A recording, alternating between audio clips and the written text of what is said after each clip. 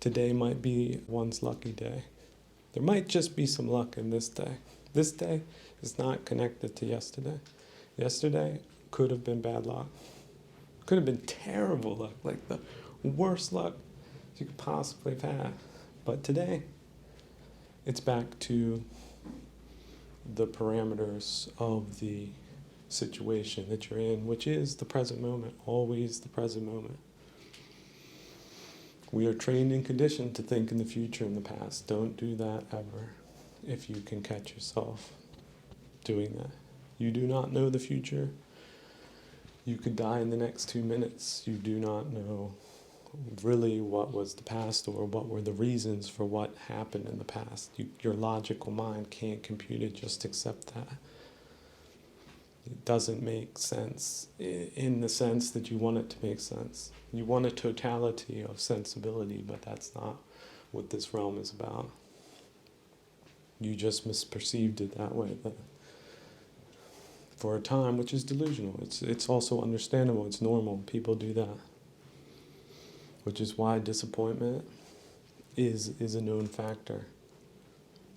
But the skillful thing to do is to let go of it, to sever the ties, to see it for what it is. And it is in a metaphysical realm, so there's no thing that needs to physically be changed necessarily. It's just a thought. It's a good thought, it's a bad thought, that's it. It's a bad thought, drop it. Good thought, keep it around or get rid of it too. There's more thoughts that will be coming as long as you're alive. Just keep sorting them like that. Take one at a time. That's the one good thing. It's one at a time. It's a factory. It's another way of thinking of a factory. They're sending down logs that don't cut well or are messed up. Well, guess what? That chain's just going to keep on running the whole time, and the logs are going to keep on coming, the thoughts. So just kick the bad logs off into the metaphysical chipper. There'll be another log coming, don't worry. Just cut the round ones. Sometimes you're going to get a veneer log in there. It takes some time with that one. But the scruffy ones, the bent ones, the ones full of shrapnel, just kick them out. Let them burn. There'll be more logs on the line.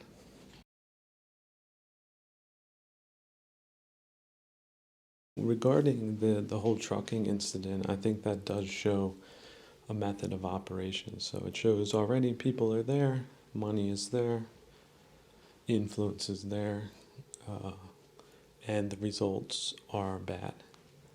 But good for them, you see. So you need to look closer to things that are bad and how organized they are and where the money's coming from and who the personalities involved. Because I think we're rapidly reaching a time where we don't have the luxury beliefs to think that's a luxury to endure in the first place and shouldn't be tolerated. So people need to be up on what's happening and then why, and you're probably going to get a wrong reason as the first one. So in other words, it needs a whole lot more scrutiny than it's getting and a whole lot more reaction than these types of outrages get in these days of sloth and torpitude from people that ostensibly should be responsible for these things. But if the institutions are gutted, then you need new institutions, okay? New institutions starting from zero and taking a whole lot more of a jaundiced eye as to what type of people come in and have to even have anything to do with that. And also their possibly family members going way back, because these types of things, you get them wrong and millions and millions of people will die. So it is that important. Why do banks have the security that they do? Because they take it as seriously as they do. And they need to. That's the business they're in. Sorry. You don't think that's part of the business? Don't go into that business. You don't think that security is part of politics? Stay the hell out of politics. if you're looking to just make a buck on some dumb thing and think you're smart enough to figure out the other things when your affiliations don't suggest that in any way. It's certainly not the result. Why don't you just go away, far away? You have no credentials. You missed the boat. You're not just a boat misser, you're a boat scuttler. Whether that, again, was your intention or not, negligence really does help bring closure to bad deeds. They didn't need to show up in a uniform and stamp your papers for all the activities you did. No. Although that was probably the case or some part of it. They just put a couple proxies in front of it because you're as dumb as you are and as misguided as you are and as immoral as you are. So, yeah, you're a political bigwig, really? I would go away and not come back. That's what I would do. But people are delusional, and people that keep pushing a narrative that's patently false, well, how should one react or receive such people that are so impenetrably deluded as to think that their explanations are good enough for the realities on the ground, the realities in the ground?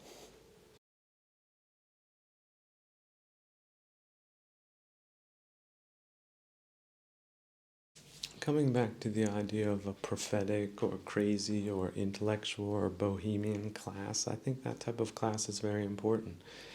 And a class that doesn't feel like it needs to censor itself because of some contemporary nobodies that are messing up and, of course, don't want to be exposed, but it's really better for the public that they do be exposed. And also giving people the ability to redeem themselves. I think that's a tremendous story if someone achieves it. It's a tremendous accomplishment. It's very good causality, especially even at the close end of one's life, one turns it all around. And it's real. That's a remarkable story. That is a remarkable achievement. And we know it happens because we have the stories. If you're a literate person, you will know of these stories. You need to look no further than the book of Job. But there's others, very inspiring stories. That was just sort of a template to put a different perspective on things. Did you suffer as much as Job did? Did you?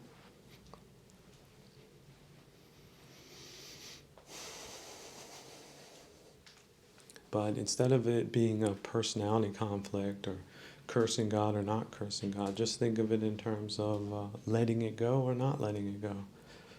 Returning to youthful vitality without the weights and the delusions and the pains and the sufferings that one has put behind one. How about that as far as liberation goes from worldly woes? If that's the medicine you need, then that's there for you. Think about it as a medicine in a cabinet. That could be the aspirin for a specific pain in the future, but you know where you can access it. If you don't need it right now, don't take aspirin. That's the thing. You go to a hospital, people are complaining about injuries, but if you're not in a hospital, a lot of people don't want to hear about it. And so this is a way you can compartmentalize it. If you're not suffering, great. If you're youthful, if you're having a charming type of naive idealization of the world, great. Just realize that if you do suffer some type of traumatic event, that this is there in your medicine cabinet. You know it's there. You don't have the ignorance of, for example, the existence of aspirin. You know it exists, so you can go. And then you have it at the ready, and you know where you can find it. But it's not as simple as aspirin. Okay, it does take practice takes active participation, it takes discipline, it takes repetitive right effort. That's just it. Human beings are a lot more complicated than we want to admit. We're much more complicated. We think, oh yeah, I'm fine. No, you're not really fine. So how do you start doing some diagnosis? Well, if you're in the practice, like going to the gym, you go to the gym every day. Well, to go to the mind gym every day and maybe not go to the gym because the gym has its own problems, because people are there that have problems. People have different levels of skills. There are some unskillful people in a lot of places. Well, what does unskillful behavior lead to? Well, unskillful results.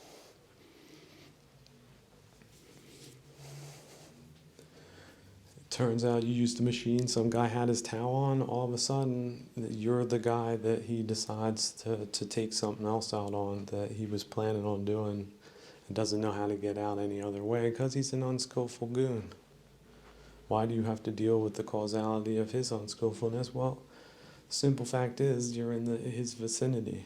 Now, if you didn't know, you didn't know. If you can skillfully de-escalate, that's great. But if he decides he's not going to do that because he has his own unskillful reasons for doing that, then you just have to get out of that situation as best you can.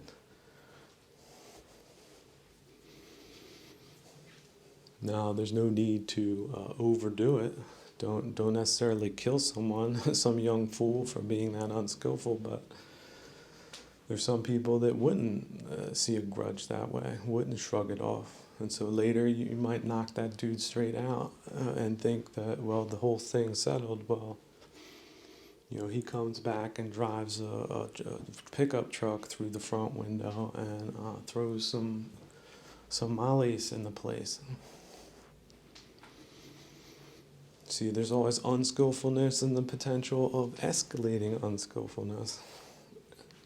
There's really no limit to it. It's more of like reduced by logistics. And so that's also rather fun to think about, cutting the logistics of aggressor parties. A truck don't show up with their chow. How much fight is going to be left in them over in the coming days, like 7 days in, sitting in a hole, waiting for the sun to shine because it's raining too, type deal. How much resistance do you think you're dealing with there? Is that the shock troops, the presidential guard that's shined itself up on a Sunday? Or is that some type of liminal space of consciousness that is not quite as effective as you might think? Such as in a zombie apocalypse. That sort of is that type of hellish condition. Yeah, cultural war. Hell like that. War is hell. Cultural war. So, but that can be out there, but you can inside not have any cultural war. You can just see it as conditions changing, perhaps unfavorable, perhaps not, perhaps manageable, perhaps bearable. No need to over-dramatize things.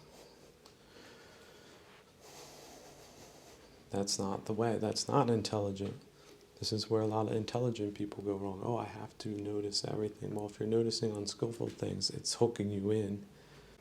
Drop those things and orient yourself only to the 1 degree. If it's only 1 degree of positivity, think of a sphere around you, 360 degrees. If there's only 1 point that's positive, focus on that, especially if you're in disastrous physical, cultural, spiritual, financial, socio-economic, political situations out there. Let's also not forget old age and sickness. They have always been the scourges of mankind. Always. Never was there an age when they were not amongst us. And yet there were skillful practitioners and there were unskillful practitioners with the corresponding causality. See it that way.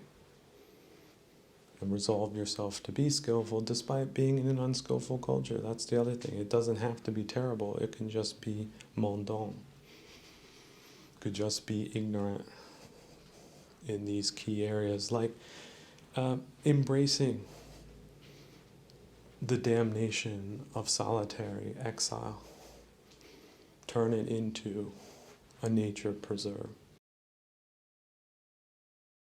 There should be open, curated cultural environments where people do not feel threatened by the ideas and concepts that one has, and yet you let one of these manipulative torpedoes into environments like that, they end up wrecking it. So they were deliberately designed for those types of venues, and it's a deliberate, organized wrecking crew type operation. So that's essentially what our institutions were, or are.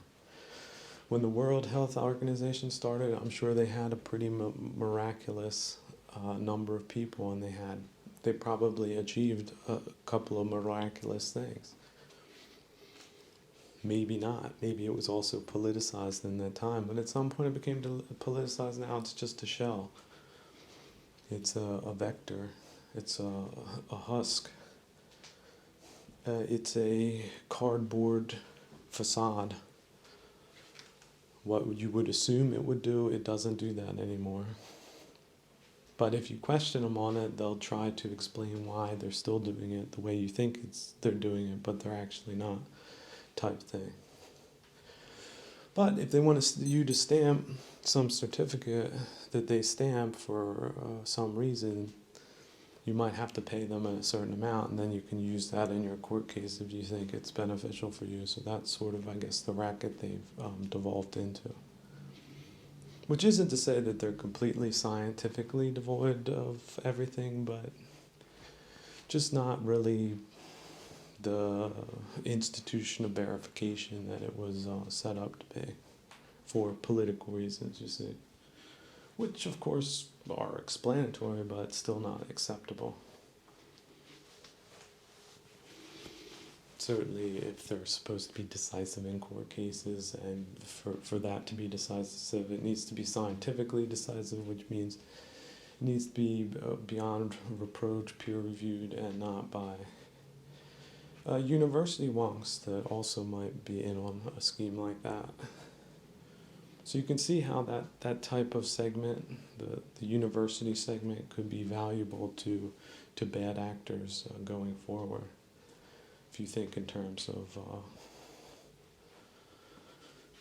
cultural attacks that they're not just perpetrating, they're propagating, they're moving inward with it because it has some benefit. There might be 90% casualties on the native side, but they didn't care about them in the first place. So the culture they're trying to birth into the world without clear, transparent democratic processes. In fact, the opposite of that, the stunning and the decapitation of that, the suppression and oppression of that's not really worth it. Their system just to turncoats. But, that's why they pitch it in some way or downplay what they do, because they're already captured. In terms of the biased, one-sided, perhaps flattering or congratulatory claptrap nonsense that they have as a form of explanation for, well, they could possibly, let's get into their thinking here, they possibly could be trying to get some type of historical revenge in the present day.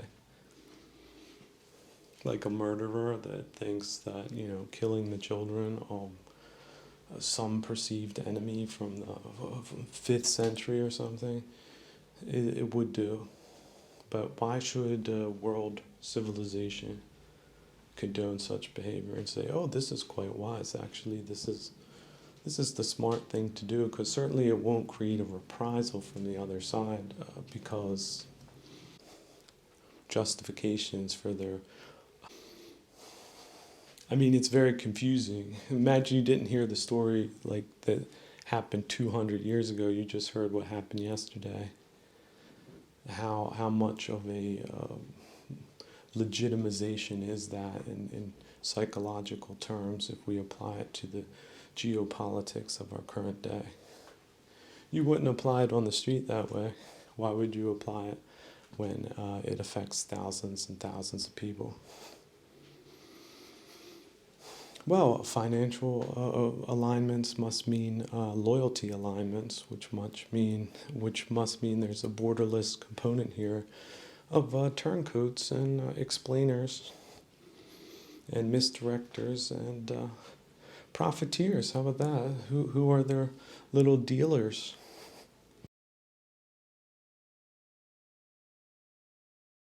And this is another reason why I'm not to be considered any type of politician, is because my crosswords for these fat-headed cultural lumps of my day, there is no connection between us. There never was, there never will be.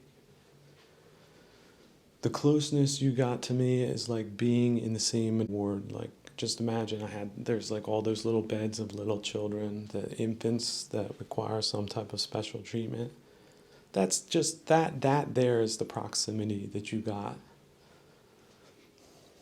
to your authentic counterpart that you substitutionized.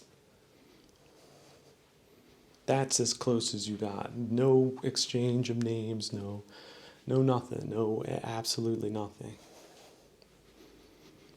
But I understand how pig-headed materialists think that, no, because you're here and I'm here, we're in the same room. You read 1,000 books, I read 1,001. We're having a competition here. Don't ignore me. Don't ignore me. No, here I am standing right here. You don't matter. You smell like rotten eggs because that's your equivalent on a spiritual level that you, again, don't think exists. You deny that. You're skeptical in those areas, but not skeptical in geopolitics. That's where you sort of swallow down the delusions and cowardices and turncoatisms. So psychosociological, terroristic, hateful contraptions and all that. The lawnmowers, the errant lawnmowers that just sort of stink up the environment.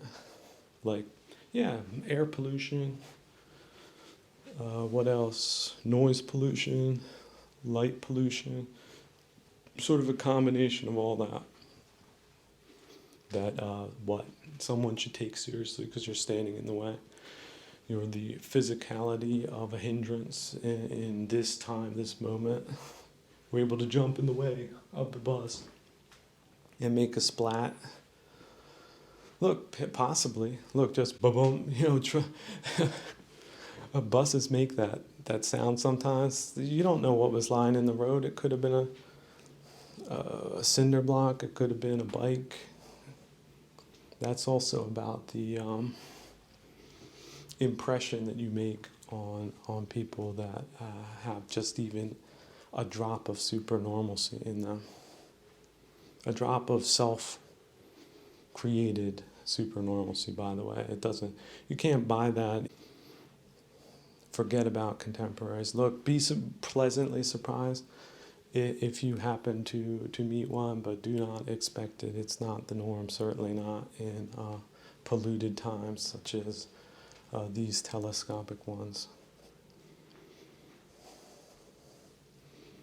And yet, again, people lost in the brambles, I get it, but you take out your machete and start cultivating what you can, where you can.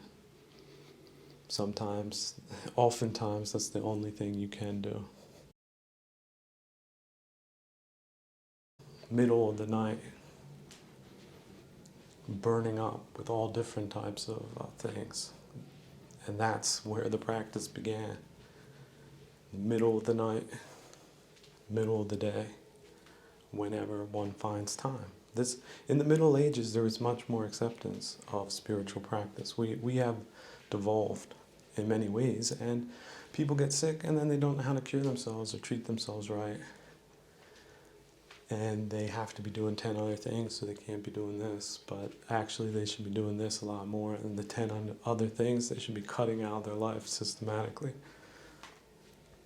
And not see it as a loss, but as a gaining of space. But it is a loss. You're losing things. You're not accumulating things. You're not adding an 11th thing on the 10th thing that you're not really dealing with in a skillful way. You're going from 10 to 9, from 9 to 7, from 7 to 5, from 5 to 3, from 3 to 1 to 0.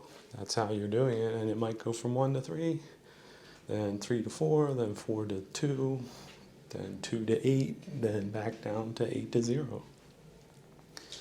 At varying rates of speed or accomplishment or skill. If you're dealing with a fever where it's practically in a coma, that's where you bring what you've got. And you can't bring really anything else. That's just where you are. Now, when you get out of situations like that, you can reflect, but you're not going to use the near coma practice of healing that you would use in different conditions, such as frightening experiences, or distracting experiences, or a lot of different other things. People can get jammed up real easy. We have, again, a really stupid culture that says, yeah, you should be doing 100 things at once. That's normal. That's not normal. That's unskillful. Okay, you need to do a lot less.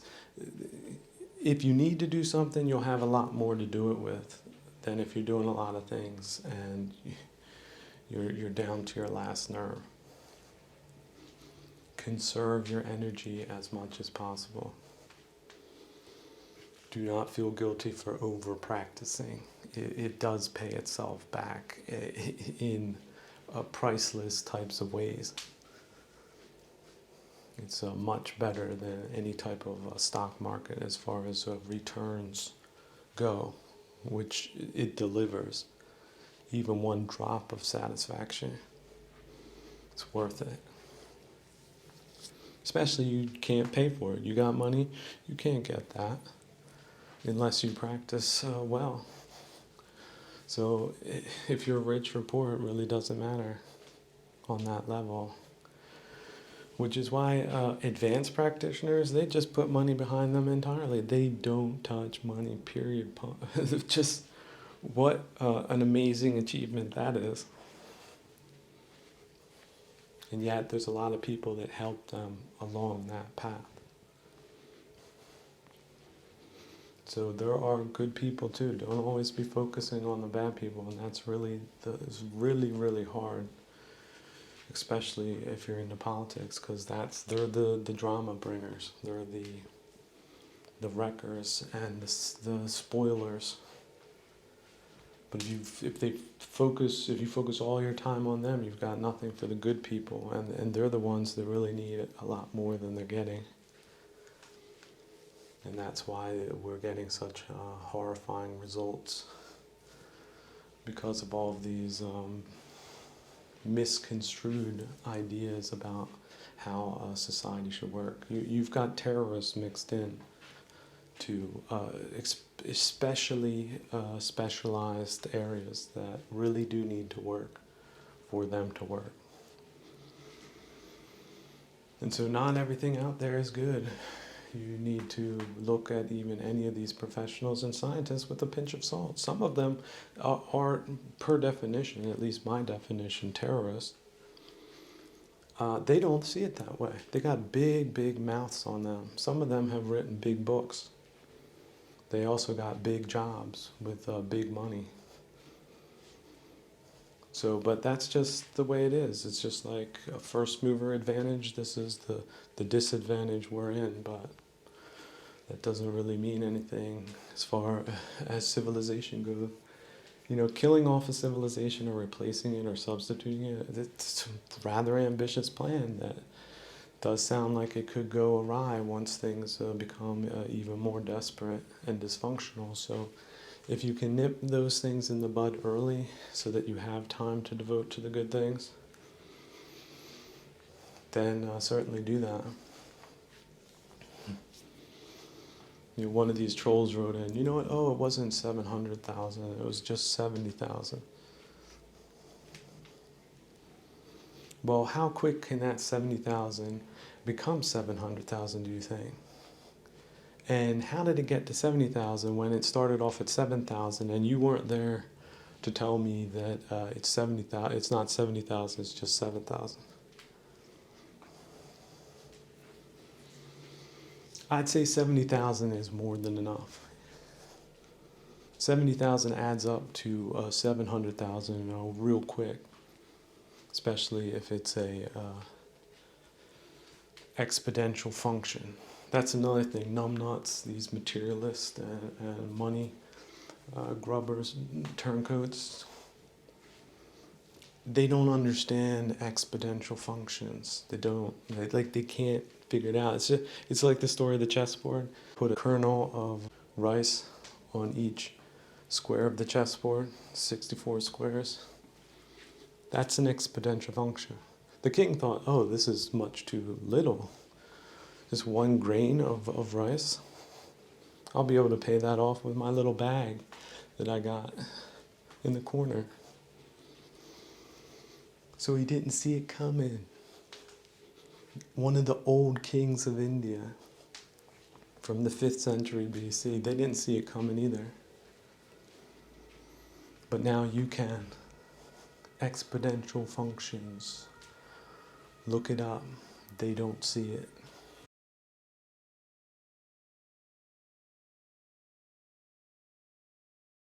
Once you get over the disappointment of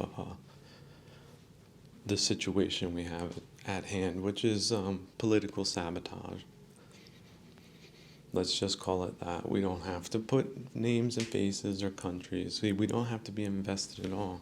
If you look at Guatemala, it's a political situation there. Why can't you look at it as a political scientist? That's essentially what you're doing. And then you can look at it through a psychological lens. Who were the greedy people? Who were the mismanagers, and how did they rationalize things, and how can that be understood as a pathology, because it does lead to bad outcomes. So you see how that's all cut and dry? That's science. Hello, science. Yeah, coming back to science, right? Smoking and cancer, there's a correlation. Yay!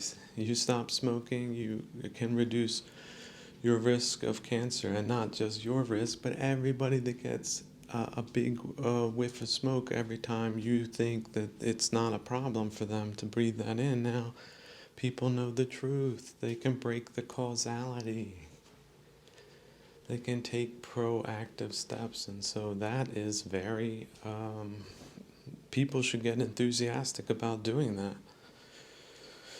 Breaking bad habits, and for example, thinking, oh, our political system is doomed. No, it's only doomed if we allow it to remain captured and misdirected and occupied and substituted for the real thing. That's it.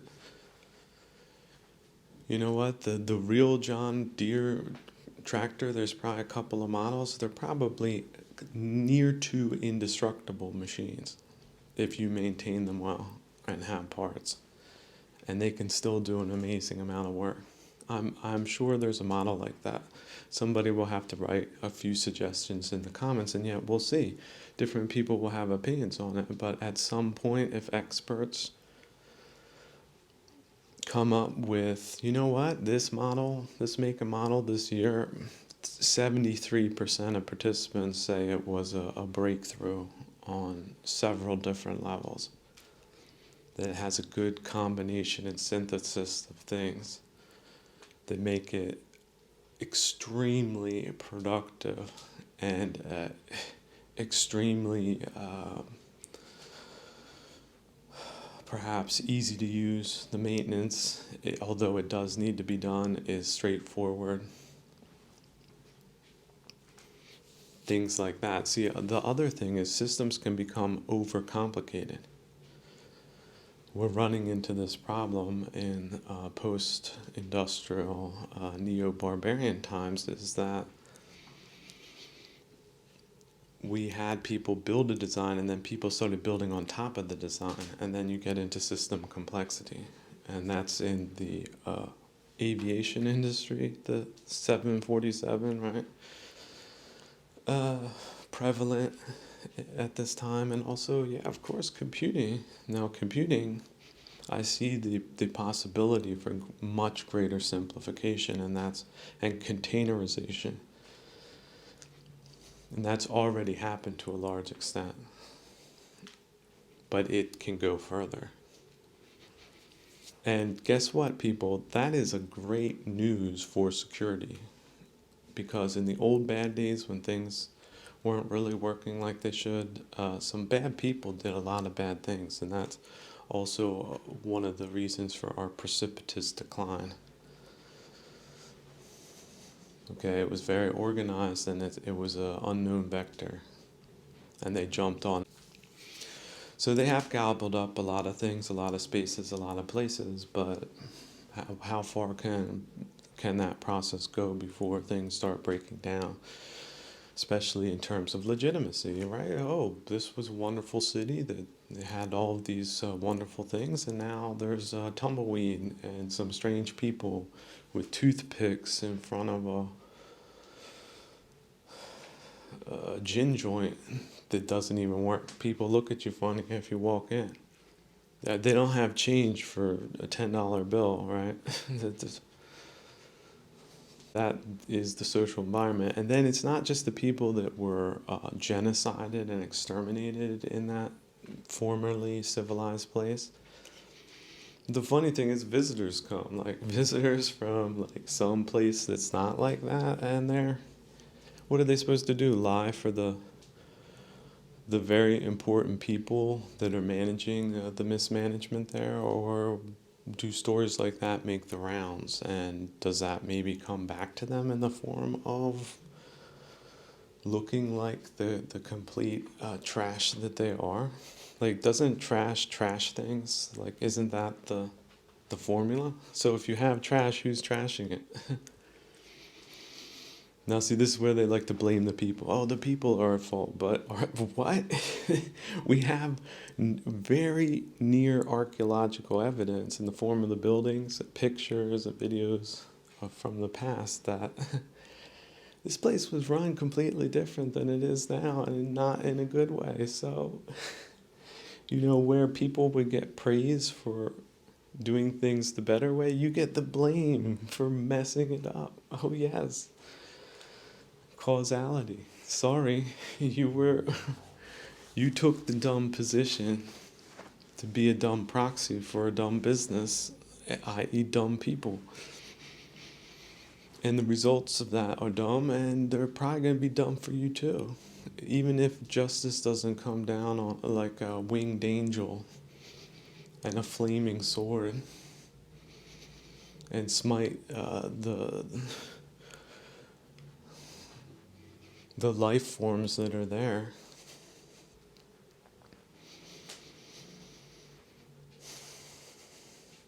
It's already hell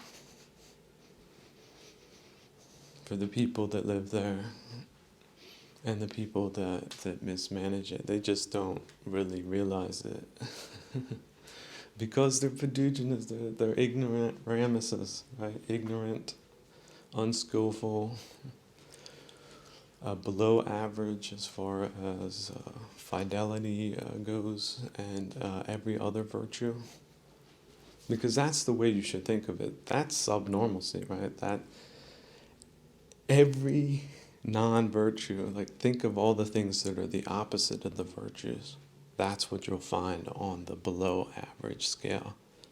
So you engage in that, you're going to end up like below average or worse than your parents' generation. Right? Generations can become less moral, and we've seen that happen. And less morality, less virtue, a lot more drama. Oh yeah. You had this nice little cafe and you had this storeroom where you had the beans. But then you had a couple of employees that picked up the crack pipe and some other bad habits that leads to. And lo and behold, when they were robbing all of the coffee to pay for the next hit, they knocked over something and the whole thing burnt down, and it took like 50 years to build. Very specialized equipment, furniture, artwork, photographs, an ambiance that is hard to describe. A garden burnt to a Somalian crisp because of a lack of values that was able to pathogenically spread. And the people that were tasked with stopping it encouraged it instead, because they really weren't on the side of the people they were doing that to. And they felt justified doing it. They got off on it. Oh yeah, I get my revenge on these people that did all of this to, right, artificial concept that they have. A sadist programming. So do you think that leads to good things? I wouldn't think you would. Imagine you're on a ship like that and the captain is one of those. You're in for a bad time if that voyage is long. And they try to stay on the bridge as long as possible, despite having like 10-20% approval ratings. That's how you spot them. It's impossible. You go into a room and you piss off 80-90% of the people. Guess who's the problem? It's not the people. It's the representative of the people that is manifestly failing to do his job, and it shows. And your system will tolerate that? No. Your system needs to stop. Say we made a mistake, and all the candidates you're fielding, they're mistakes too. So we need some people that can do this the right way, and we're not gonna rest or go back to the other things until we get people that can do that we can reliably trust to do the job in a responsible, non-radicalized, non-socialized, inverted, or any of that other thing, because that is an attack on values. Now, if the employee in question had that value, no, I am not taking this drug. I don't care how cool you say you are. I don't care what experiences you had. I don't care how bored I am.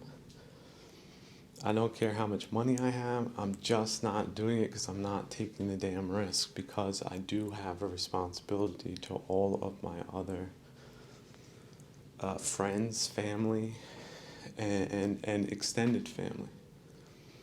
That is what a nation is. It's an extended family. But guess what? Not everybody's in your damn family, and that's okay. But you do need to get back to basics, which is why they attack that too. That's unity on a practical, fundamental level, not a abstract one. They want you to exchange the abstract one for the fundamental one. Never do that. That's like here. You give them gold, they give you back a paper mache with some type of like mustard splattered on it that's been mixed up with goop from a septic tank. That's sort of what their pitch is, and they do like to pitch it, and they do like to not give you any other alternatives other than being a bad person if you reject those false values that are subnormalcy disguised as supernormalcy. So who would do that? Well, psychologists or psychological actors that want to destroy you and your people and everything about you. They don't care. People who send cruise missiles and artillery just willy-nilly, or how about this, with GPS to make sure they hit something that's critically important, like a very expensive and complex electrical factory, right? Electricity producing generators and stuff like that. They don't care about your culture. They don't care about your life. So don't see them in the clothes of like a civilian. See them in the clothes of like a military officer. And women are in the military, by the way.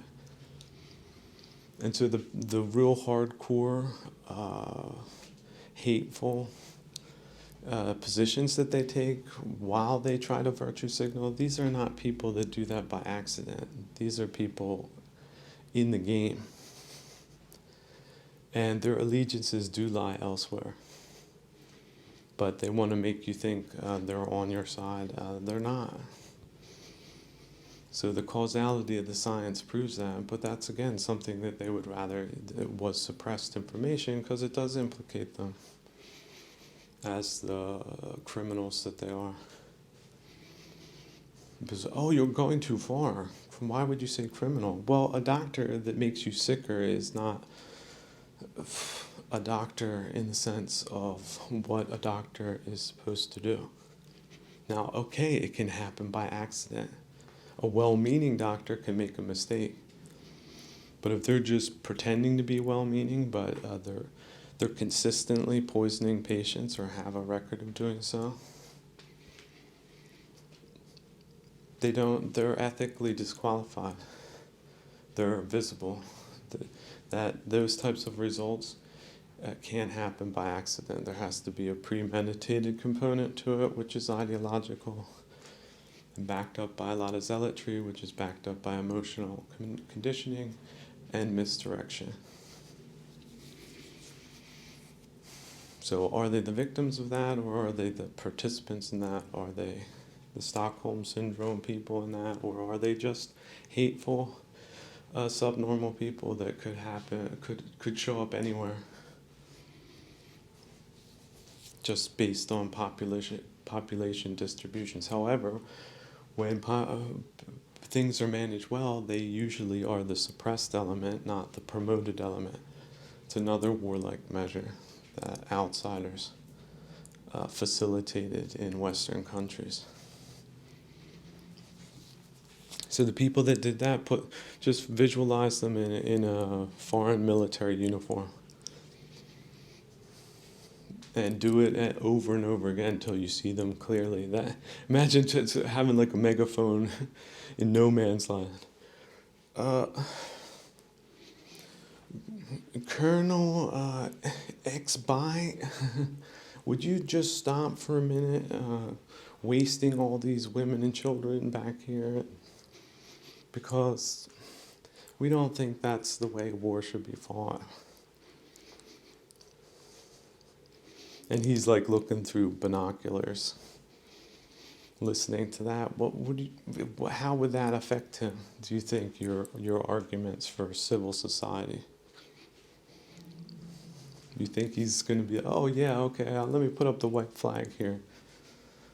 After this is the dude that's sent the equivalent of multiple cruise missiles into cultural spheres amongst civilians. He's got a track record. He and her.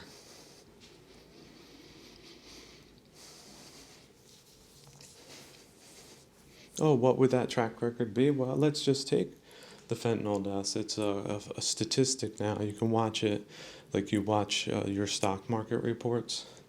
Like there probably will be an incident in the near future where it spikes up. And then it might spike down, for the holidays or something like that. Black Friday, that's right. People living for Black Friday. So here's another thing they do, active measures. So of course they're monitoring the information space. They're finding the most annoying, demoralizing groups, and then they're amplifying them. So you see any of these AstroTurf campaigns that are off-putting, they and their agents and their money are behind that, period. A horrifyingly grotesque magazine or article or anything cultural, their people are behind that. They're embedded in whatever outfit. they're pretending is still working properly. They like to mix things up. They like to pitch the opposition and then flip it. All different types of tricks, whatever they can use. And let's not forget, this is an outfit, 11 time zones it spans. Doesn't think of itself as contained. Just some decision-making executive body with ambitions that do involve a large component of military action, especially against civilians, but not presented as such. That has a large political component. That again is the worst places to have people like that. So that's why they really work hard to get people in places like that. And they have people in places like that, more than you probably think. But now that you know what the game is, you could probably spot more of them, start talking to people, and come up with better civic societies. That's the point. The idea is not permanent military operations. The idea is getting back to the good things so we don't have to deal with the bad things. But we can't deal with the good things unless we deal with the bad things. So it's a sequential situation. And of course it can change. You could go back to, okay, there's nobody more to fight, so let's switch gears here. That's also responsible leadership. But sometimes the people that are those voices, they're the weak voices, and the right decision isn't made because they didn't go to the final conclusion of the matter. That's happened twice in the last 100 years. There was horrible military type occurrences, and the bad guys were weakened, and instead of just getting rid of them, they decided to, let's just sit back and chill. Let's just come to an agreement and see if they chill out a little bit. Well, you know who chilled out? The Americans chilled out, but they didn't, type thing. So they wanted to keep the Americans chilled out, and they did. They had, here, look at all this sports. No information about what they're doing. They're just doing good things, right? Oh, really? Is that true? Well, no, it wasn't true. But they paid to make it true, and it was true for some turncoats and dupes. Absolutely, but not for anyone above the 0.001% in the Western world, certainly not.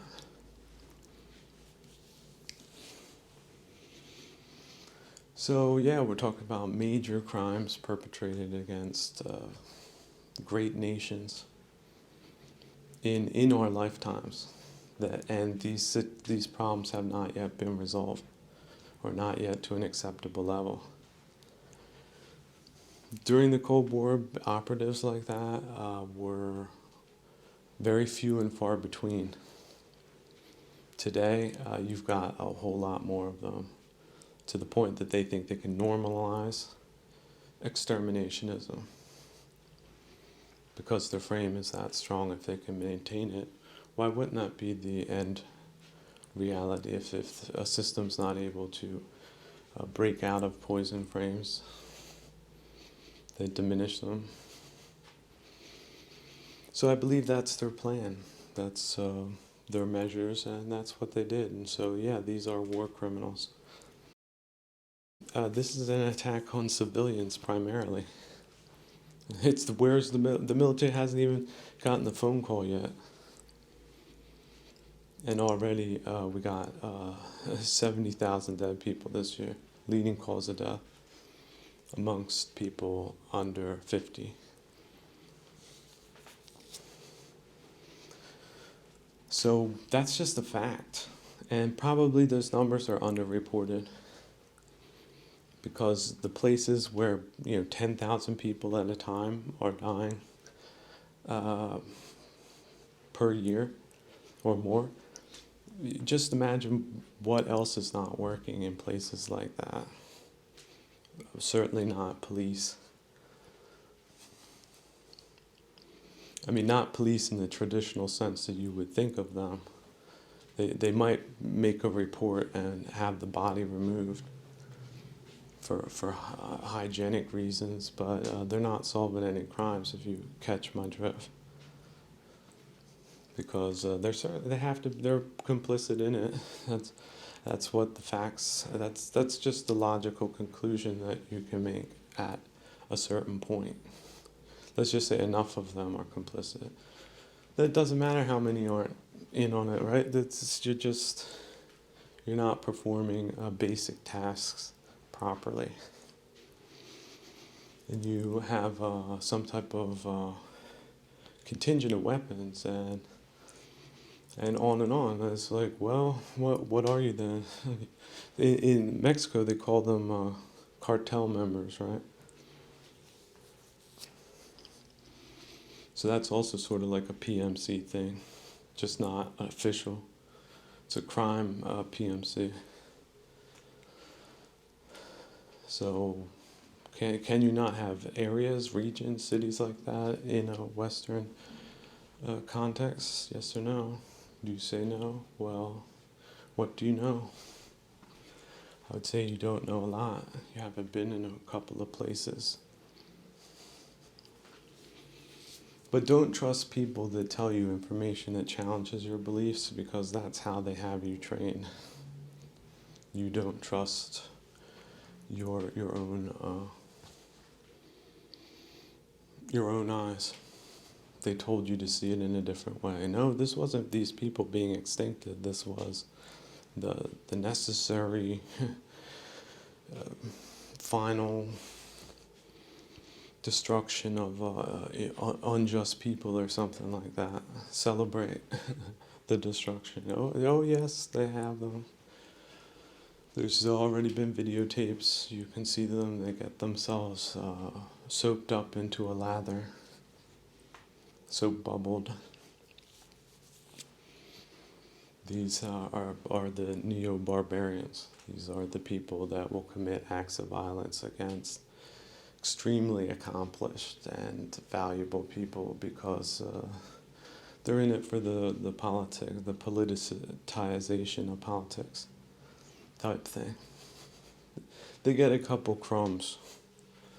Like some of the guts that gets chopped up, they get thrown some of the scraps. So that's, again, for people at the absolute bottom of the spectrum.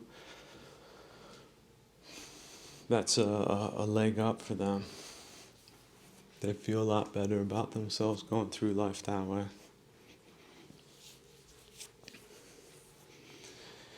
And it's understandable you don't know about these people, because good people don't know about them, because they stay away from them, and good people keep people like that away from them, but bad people don't. Bad people make sure they get the right clothes so that they don't come off as the combatants that they are. Help give them a little polish so they don't seem like they just came out of a war zone or something. Got a lot of helpers, helping hands. So, but don't think of them as your people. If they were your people, they checked out. They switched sides. They flipped. And that happens in war too. There was a sergeant over there. Go talk to him. He said he was just about ready to prepare his final charge into glory. You show up, it's him pointing his piece at you with two other green men, and they start opening fire like that. Sergeant Greeny decided he was going to do something else with his future. didn't have to do with victory for your side.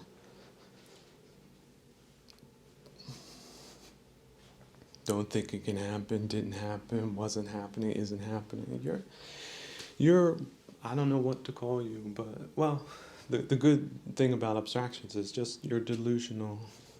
Delusional.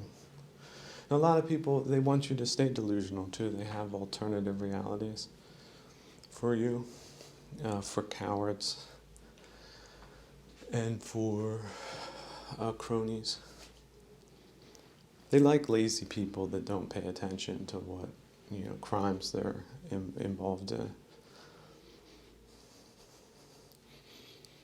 So as much slop as you can get a while before the causality of all these horrors catch up to you. I guess that's enough to plod on another day at the trough. But see, I don't even address people like that. The only thing people like that understand is getting offended by words. Because they feel, even though I haven't addressed them, they feel that they've been personally assaulted by the truth. And it is sort of true. The more it bothers them, the more it's true. And the more that makes them even more irate, that you were the one that made them see the truth. And now they live in the hell that they created for themselves, but instead of not seeing it, they see it. And now they feel guilty about that. So you're responsible for that. This is the pathology. This is the homicidal maniac type of psychology that their psychologists want for us. But our psychologists are actually on board with their psychologists, but they don't get to conduct their psychology in their spaces. See, it's illegal there. See the difference? So, but if your side is presenting all these horrible things, cultural war measures, that's not appealing to any type of friends or allies. It's not. It's like you're the neighbor that was really cool and wealthy and wise, and then you decide to get into some type of banging trash can musicians and garbage picking. Imagine that, like you just, this guy, this neighbor, of all the hobbies and all the interests, he decides to have a dump truck come once a week from the center of the most depraved city in the world and have it dumped. And then he likes to go slice open the bags and fish through it for things just because he's a maniac. And the trash isn't, it sort of stays there. That's not somebody you're going to visit. I need to visit this man's country to get some good advice about what? Again? You're going to talk about the shrubberies, the Christmas lights that they just put up or something like that? No point. There's no point to book that flight. You might not even take a Zoom call if they decide to call you once a day or something. No, you need to have this phone. Our military, they need to talk to you if we set off a missile accidentally. We're going to let you know that it was an accident. Because we wouldn't want anything to happen to you. We don't want you to misunderstand us.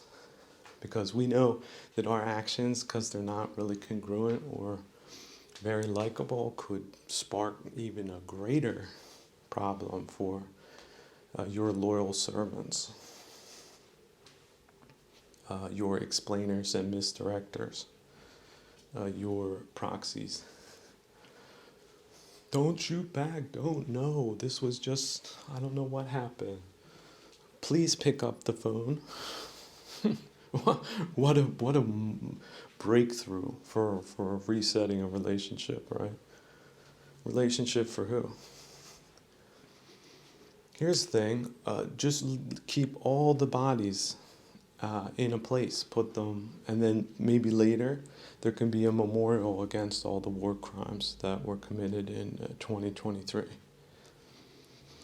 against civilians. But don't let them be buried, just stack them up, because at least their bodies then can wake up the dummies that don't realize the atrocities that have been committed against them. Aggravate or emphasize bad things to keep you distracted and engaged. So don't follow the kerfuffles that they're astroturfing. Look in different directions, disengage from that. And finally, once you identify what they're doing and the methods and the people that are doing it and the companies that are allowing it to happen, etc., shut them down. New ones will pop up, shut those down too. Just don't shut down the good guys, because see, that's what their operatives do if they get the chance. They say, oh, this is a problem, let me get in front of it, and then they misapply the rules. Or they say, oh, we're going to do this fairly, but they leave their people, get rid of some two dummies of theirs, but get rid of all of the good people that are able to see them or communicate effectively. That's sort of what they do. That's their censorship program. So do you want that in your country, whatever country that is?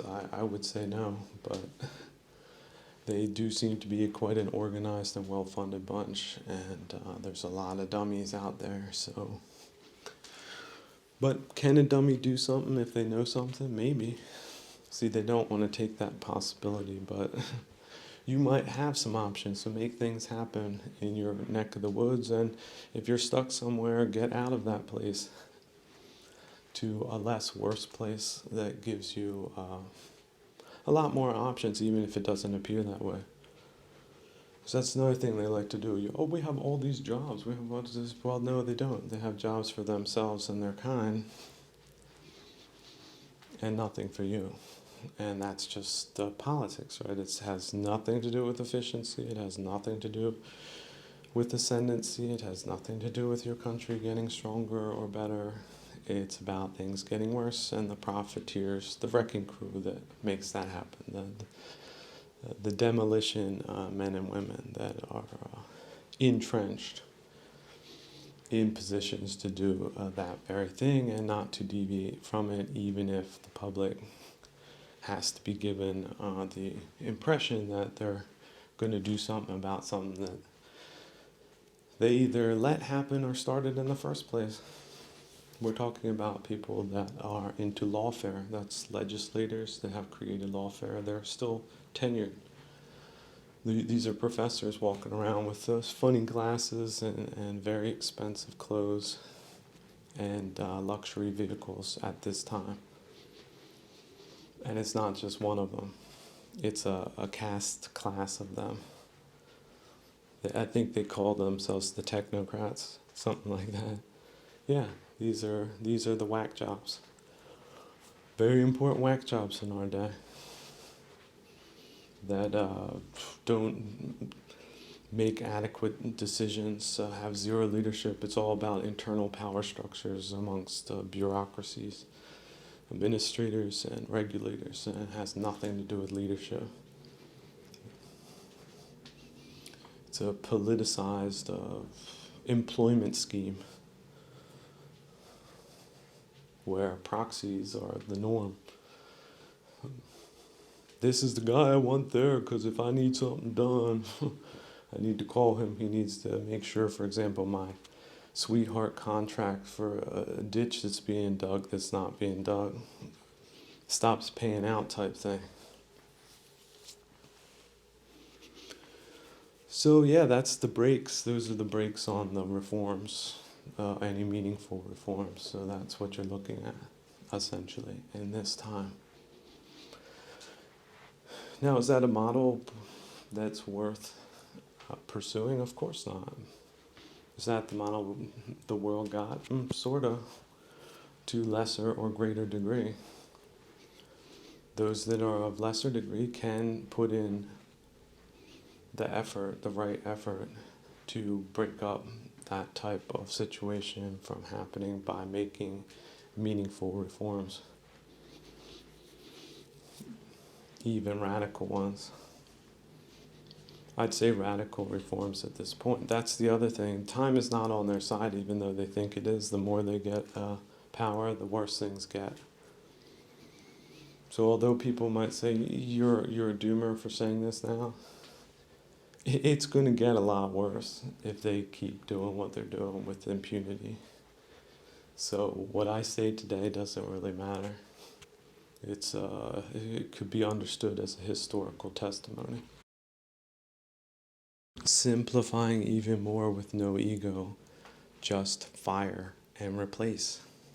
And then at some point, if you have an executive decision-making body, do institutional reviews. I would just say, because of these methods and this time, every institution could essentially be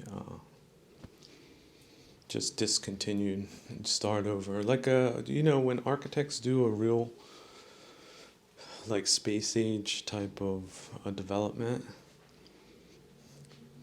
they don't make compromises with what's there. They just start over in a place that is suitable, or as suitable as it can be. But if you have that option of a suitable one, then do that too. However, using models that work, for example, the House of Lords, I think that type of review committee for law is essential. It would be a body that could identify lawfare, for example, and shut it down. And not just shut it down, but identify the people that proposed it, and also deal with that in the criminal way that it should be dealt with, as a deliberate attempt to degrade one's legal institutions. That's a devastating blow. What type of missile is that can blow up or distort a legal system? What type of weapon equivalent would you want to? Is that a ray gun? Is that like a mirror that turns people upside down? You need to think up some more space age weapons that have caused all of these horrible results. Because if you don't know what they're using, you can't see them, you can't reverse engineer or stop them. So start with that and simplify.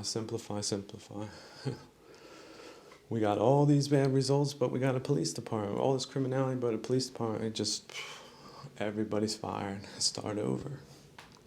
That's how you do it. So there was also a troll that showed up and said, well, fentanyl, how can you say that they're directly responsible? Well, first off, China is a police state. You cannot have a big factory producing specialized chemicals without state oversight. State stamps, you can't export anything from China of that nature without multiple stamps, multiple documents, customs documents, container documents. And guess what? If it's not right on those papers, the people who signed off on those papers will be shot. It's a quite different system than you've been cotton candied into believing is the truth. So we're already talking about hundreds, potentially thousands of containers with stamped documents like that are the components of the poison that has essentially like chloroform gas exterminated your countrymen. So it's not a mistake. It's not like these people are stupid. People that can create chemicals like that, they're pretty smart. When was the last time you were able to synthesize opioids? How much chemistry did you take in high school or ever? So there you get to see the specialists too that are working on the project, because they've done a bunch of little variations as well to skirt sanctions. So that sort of is a smoking gun as well, isn't it? There's really no doubt.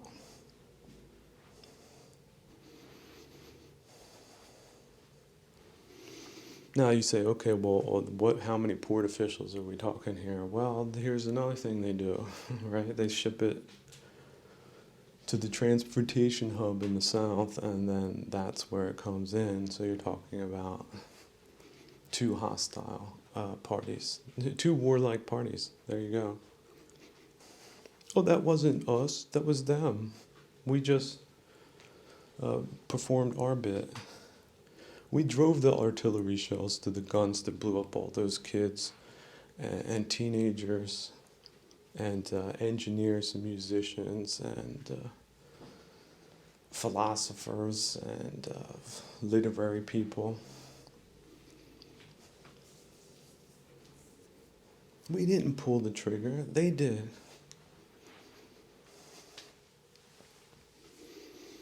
So, and this is the other thing, it's not just fentanyl. Okay, why do people gravitate towards fentanyl? Now, one, there's the doctors that are in on it, that need to be investigated, the entire medical establishment, all lobbying groups, all pharmaceutical groups, all pharmaceutical companies, management, owners, everything.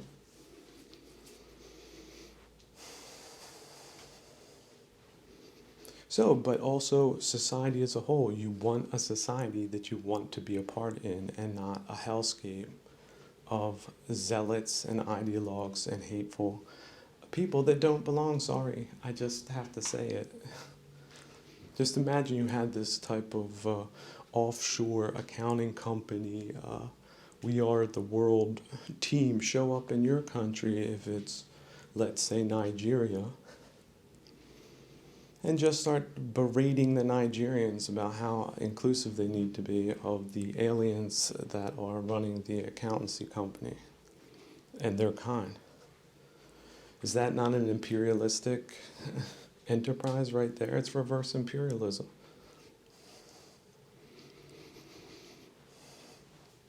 And let me tell you, the black people in Africa, they are on average way happier than these reverse imperial hellscapes that they're subjected to. I have never seen any ghettos like ghettos I've seen in the West, in Africa. The weather's a lot better too.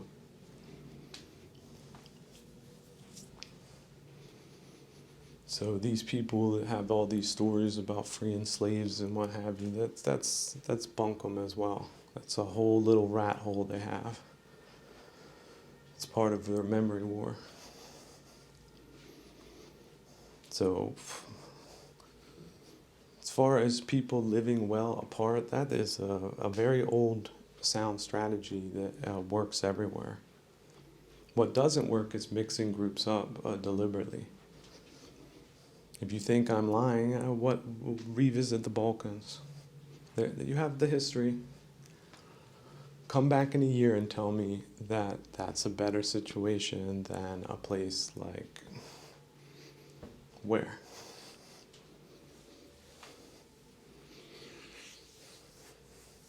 Well, they're looking to reduce places like where? To zero. Because then they will come in. Even their old tanks, where they have working machine guns, that'll do the job with zombies that don't have nothing but broken out windows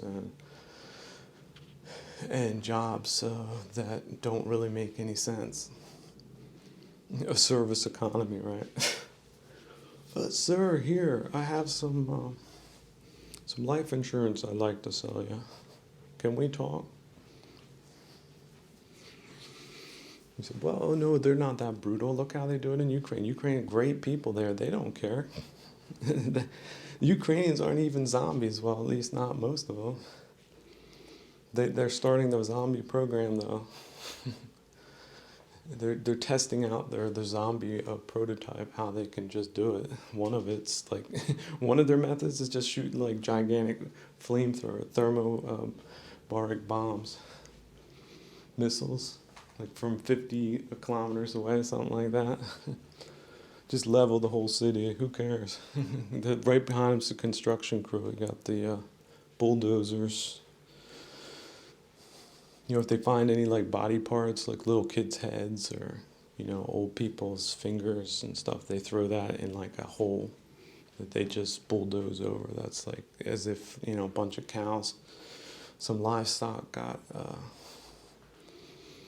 wrecked in a volcano or something like that. They do the same thing. That's how they treat organic matter.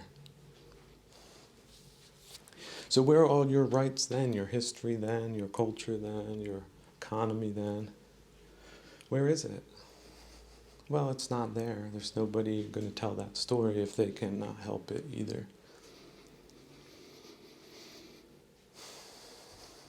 So that's what you're looking at. So that's why, you know, looking at them, then you need to look behind, and actually they're from both sides. So not a preferred position, but certainly one that can change if the right decisions are made in a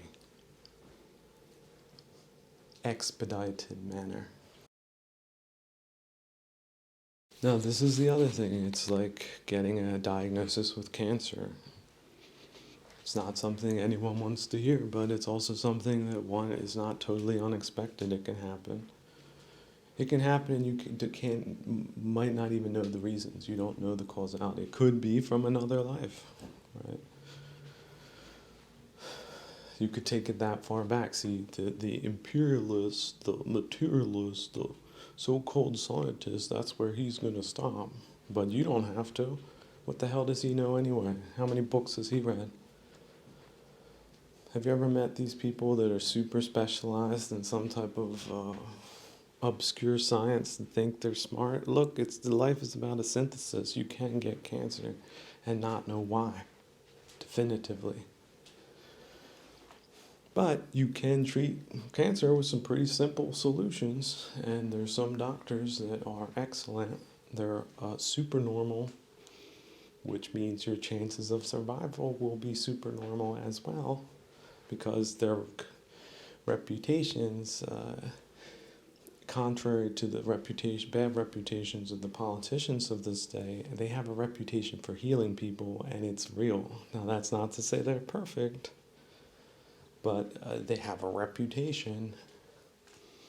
That's a good doctor. Same thing is with politicians. Good politicians have a good reputation. And it's based on fact. It's not based on a snow machine like in their systems.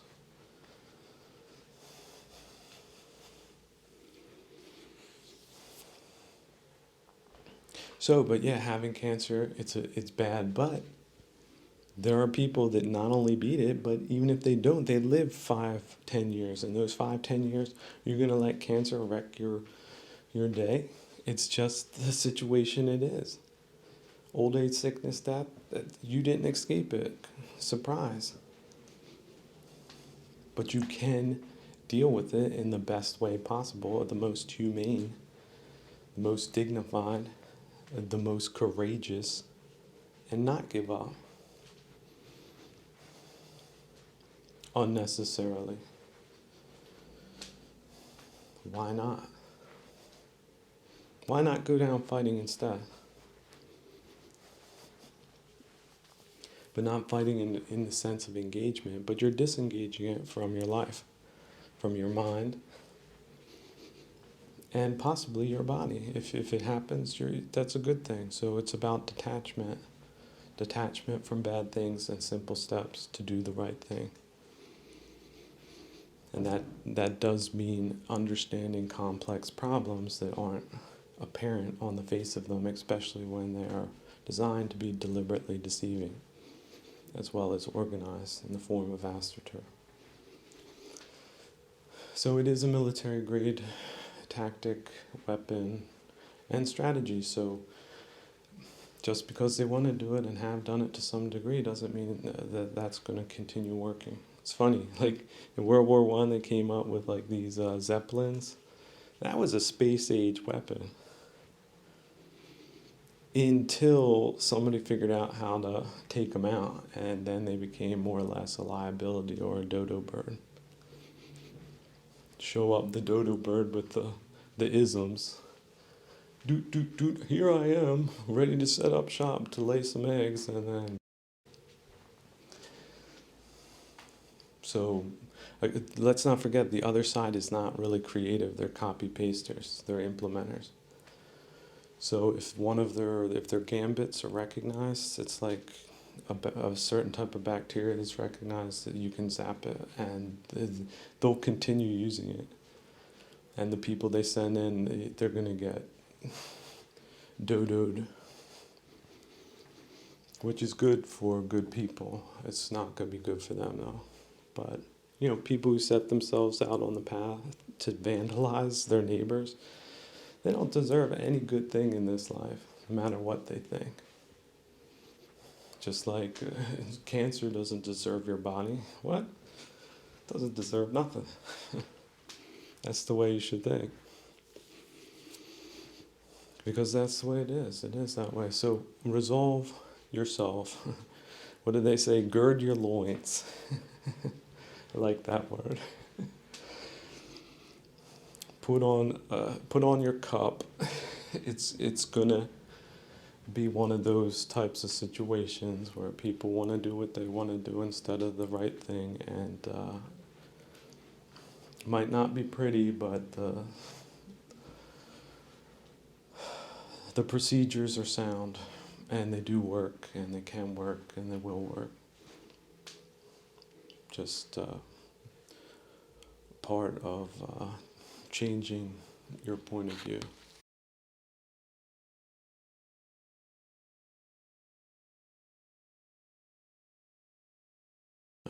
A lady wrote in and said, how should I understand what you say? It's so infuriating. I don't want to listen to what you say, but I feel like I'm compelled to do so. Can you somehow make this process easier for people like me? And I said, all right, look, when I'm talking about politics, it's like talking about sports. Some people talk about sports, I'm talking about politics. But I don't like to just stick on politics like the non-entities that are in politics today. I don't talking about proxies and they did this and here and this person said this ridiculous soundbite and nothing got done type of politics. That's not the type of politics I'm in.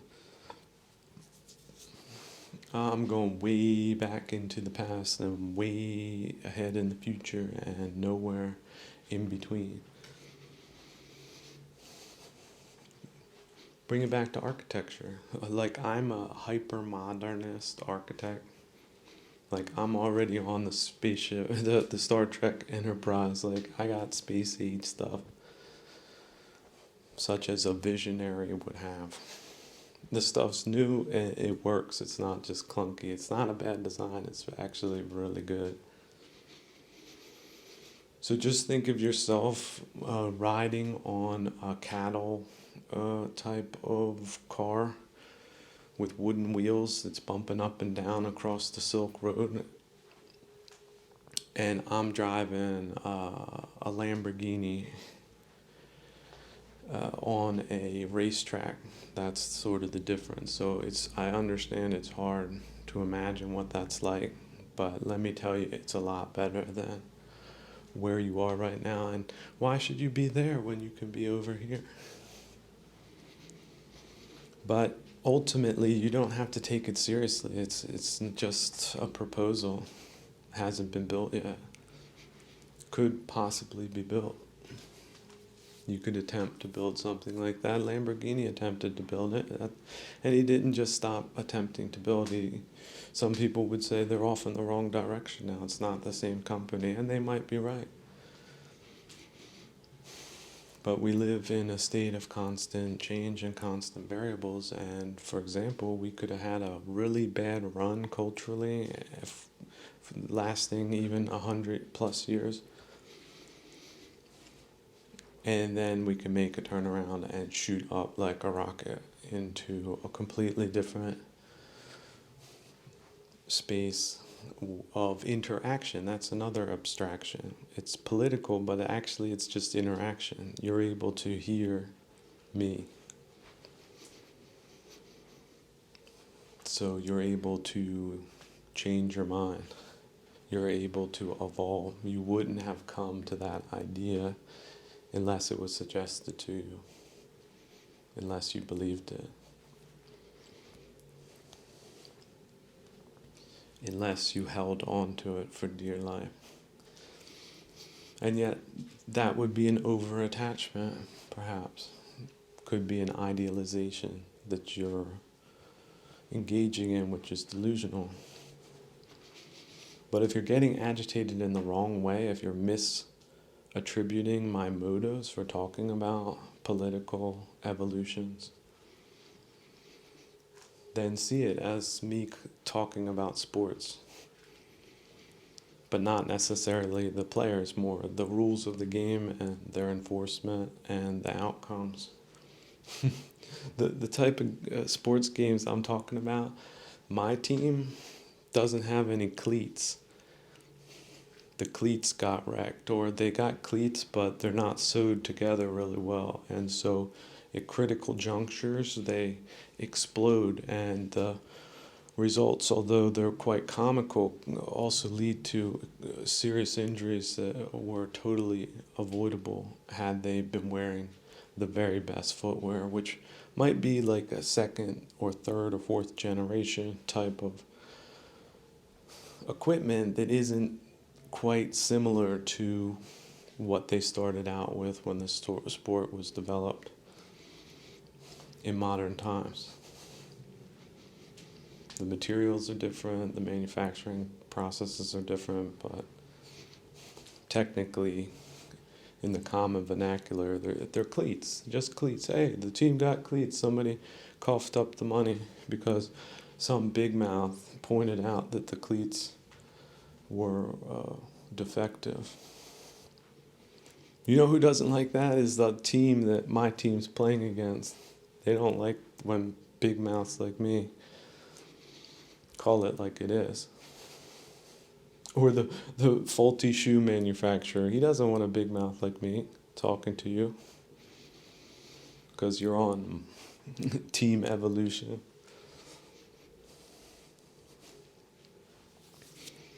An evolution of a friendly Russia that's well managed. Why can't that be so?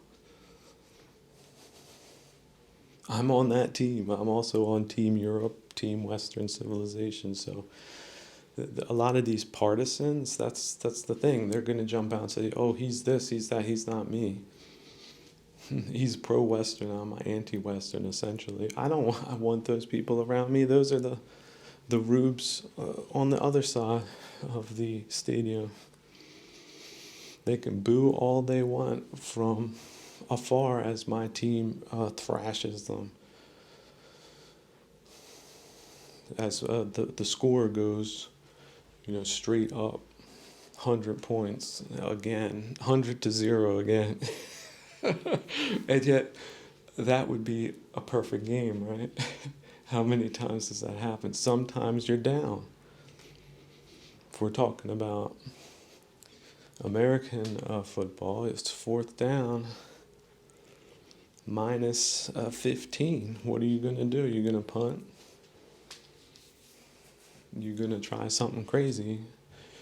Well, if it doesn't work out, that's where the other side's going to start out, and the score could continue to move in a direction that's not in your favor, but that doesn't mean the game is up, the jig is up. You can make a comeback, especially if you change your time frame, which you can do in politics, not necessarily in sports. We're going to beat the other side. We're going to show them how it's done. We're going to be better. Not anything like the old way.